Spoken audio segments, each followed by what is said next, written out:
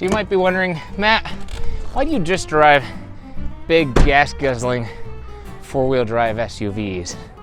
And honestly, the reason is because they just fit my lifestyle. Hi there, can I get an iced grande chai tea latte with whipped cream and cinnamon dolce sprinkles?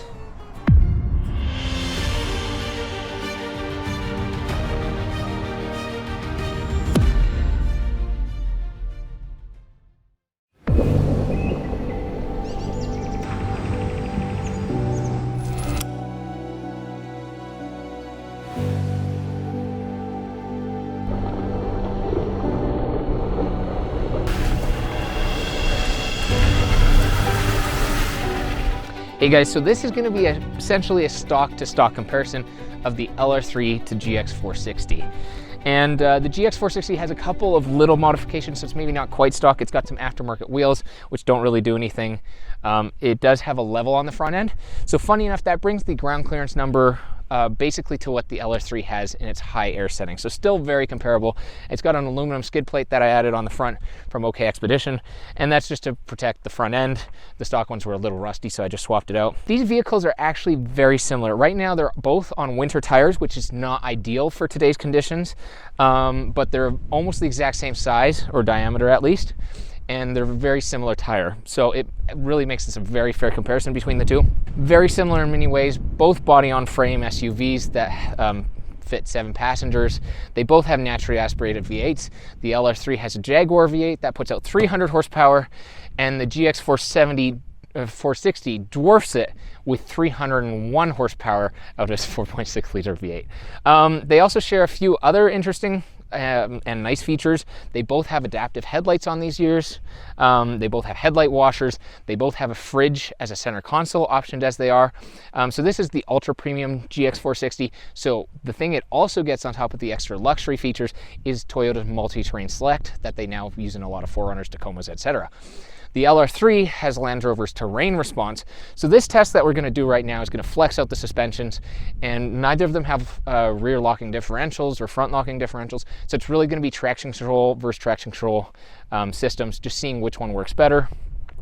And we've already done this hill once in the LR3 to test it out, and it got up at just fine. So today is really my first time testing out the GX460, and I'm just curious to see how it does, how it compares, and how it does to challenge the LR3. So just to let you guys know what settings I'm in, I have the suspension in the off-road height. I have it in rock crawl mode, which automatically locks the center diff. So anyways, up we go. Already lifting tires.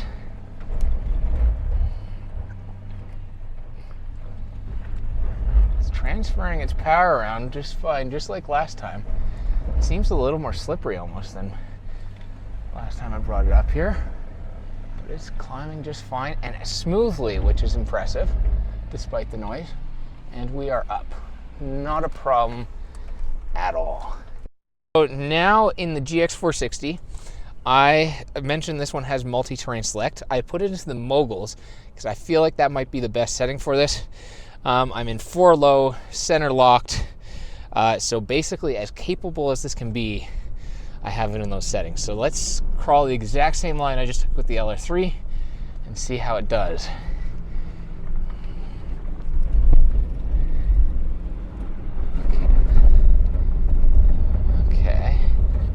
Struggle to touch more on that first lifting of tire spot, but it does have more articulation. I can definitely feel that. Staying on the ground a bit more.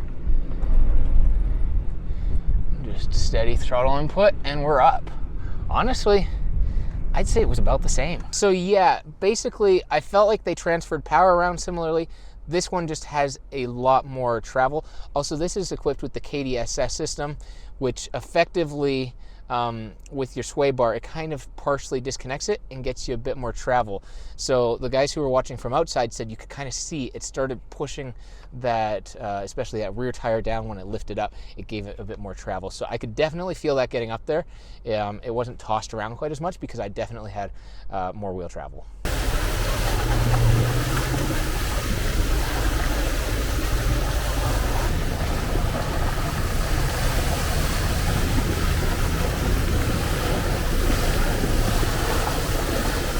Okay guys, so there's a little chipmunk over here. I don't know if that camera will show him. Here, maybe if you want to move closer. One, he's adorable, but I want to go ask him whether he thinks the LR3 or the GX460 is better. Hey little guy, which one's better? He thinks FJ's. Okay, so for this one I put the multi-terrain select in loose rock because, I mean, if you look at this, it's literally just a big huge hill of loose rock. So we're gonna just try to mostly crawl it, not take momentum up it, and see how it does. Winter tires are not the best for this, but we'll see how it goes.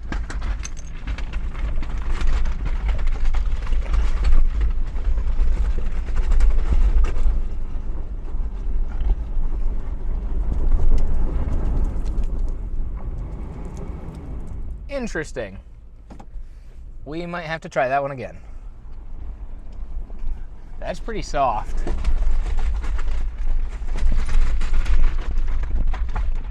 Okay, this time I'm gonna try to stay a little bit more to the right where there's a bit more rock and a little less dirt.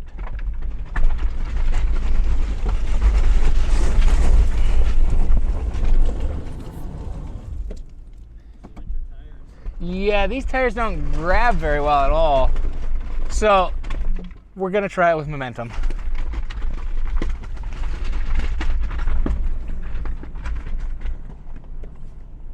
Okay, third time's the charm, right?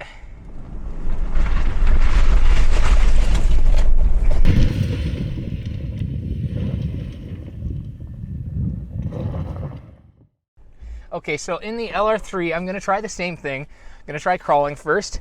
I decided to try the sand mode because it's really loose. It was between kind of that or rock crawl that I was deciding on, and I'm gonna go with sand first and just see how that does. So, here goes.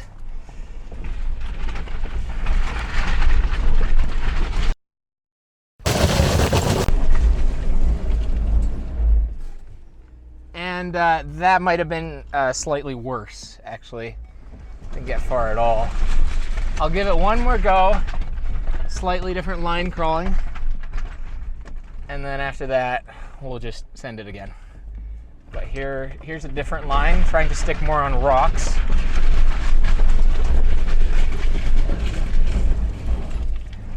No, with the winter tires, that just is not working at all. So, time for speed and power.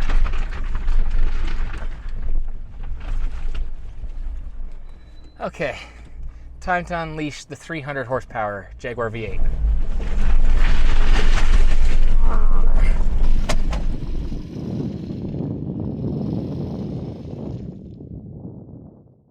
So this is the last obstacle of today. They conquered the hill climb on the other side of this. They conquered the gravel hill climb, and you can see both traction control systems working really well. This, I don't know if you can hear this. This is really soupy mud, and as you get towards the top where the snow's melted, it's even thicker and nastier. Both vehicles, as I mentioned earlier, are on dedicated winter tires, not really the tires you want for these conditions. The ones on the GX are a little bit blockier, so they might have a slight advantage, but I think both are just gonna spin a lot. They both have a specific mud mode, so that's what we're gonna put them in. And we're just gonna see if we can even make it to the top of this hill. JT really wants to drive the GX, so I'll take the Land Rover first, see if I make it to the top, and then he'll give it a go.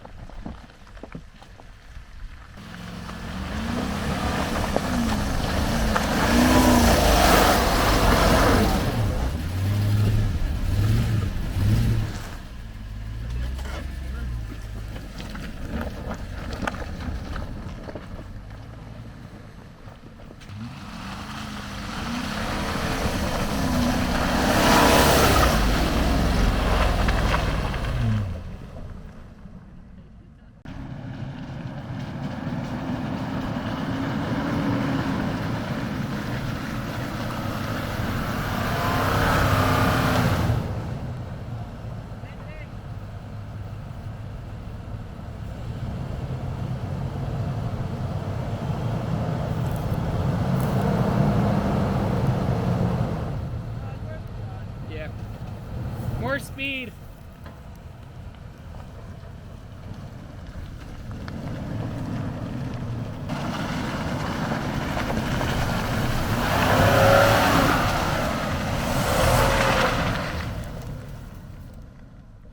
They both made it up with a whole bunch of throttle.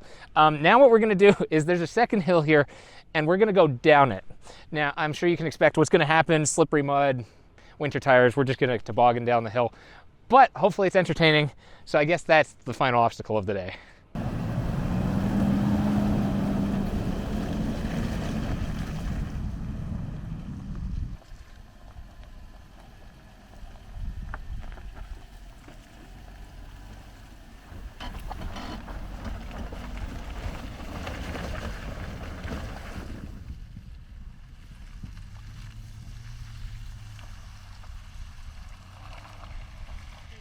Okay guys, so I almost forgot to film an outro for this video. So we're doing it in a parking lot, which is where these vehicles mostly spend their time, not covered in dirt like they are right now. Both were extremely capable, very impressive. It's honestly fun sometimes to wheel a stock vehicle. Not the right tire choice for today, but they still got over a bunch of stuff. We didn't break anything. If I was to build one as a dedicated wheeling vehicle, I'd get an FJ on 37s. Oh wait, I already have one. But I would go for the GX myself. It just feels a little bit more heavy duty, partially because of that solid rear axle.